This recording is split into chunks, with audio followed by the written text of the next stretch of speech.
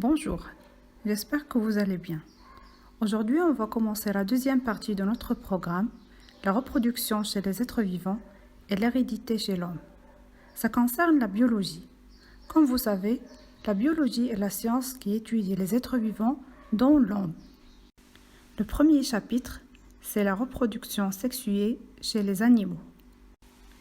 Si on parle de la reproduction sexuée, on parle de l'intervention de deux individus de sexe opposé, un mâle et une femelle, de la même espèce. Alors, quels sont les phénomènes qui caractérisent la reproduction sexuée? Comment peut-on mettre en évidence ces phénomènes? Et comment peut-on représenter la succession de ces phénomènes? Commençons par le rôle du mâle et de la femelle dans la production des gamètes chez les animaux. La reproduction sexuée chez les animaux est caractérisée par des comportements sexuels ayant pour but l'attraction et le rapprochement des deux sexes pour libérer les cellules reproductrices appelées les gamètes. Ces comportements varient d'une espèce à l'autre. On peut observer des femelles qui libèrent des substances qui attirent le mâle ou bien des mâles qui présentent une parade nuptiale avec des changements de couleur, des cris, des gestes et même des danses. Je vous propose l'exemple du pan.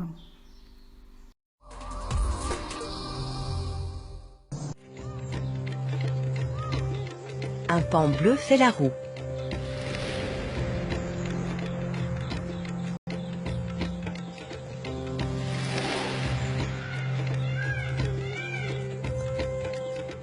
Il attire l'attention d'une femelle.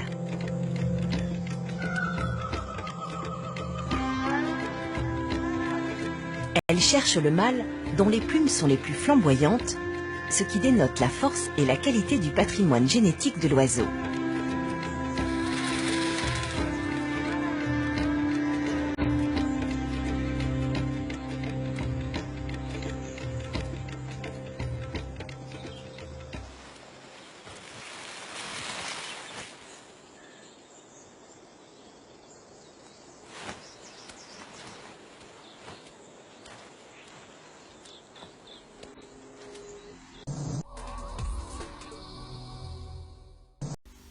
Après le rapprochement du mâle et de la femelle, ils produisent les gamètes. Prenons l'exemple de l'oursin. L'oursin est un animal marin.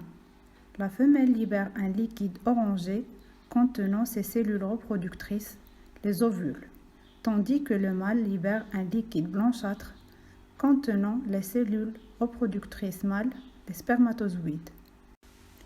Pour extraire les cellules reproductrices de l'oursin au labo, on dépose chaque individu sur un bécher avec de l'eau de mer. On peut utiliser du chlorure de potassium pour accélérer la libération des gamètes. Si on observe les liquides récupérés au microscope, on voit que les gamètes mâles sont nombreux et de très petite taille et qu'ils ont un flagelle qui assure leur mobilité, alors que les gamètes femelles ont une taille plus grande et qu'ils ne sont pas mobiles. Le spermatozoïde est formé de trois parties, la tête, la pièce intermédiaire et le flagelle.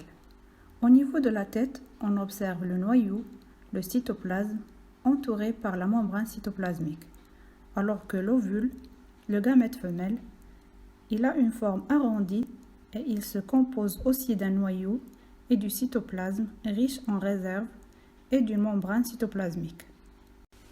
Je vous retrouve la séance prochaine pour la suite de notre leçon et la correction de l'activité à réaliser qui vous permettra de découvrir les organes responsables de la production des gamètes. À bientôt.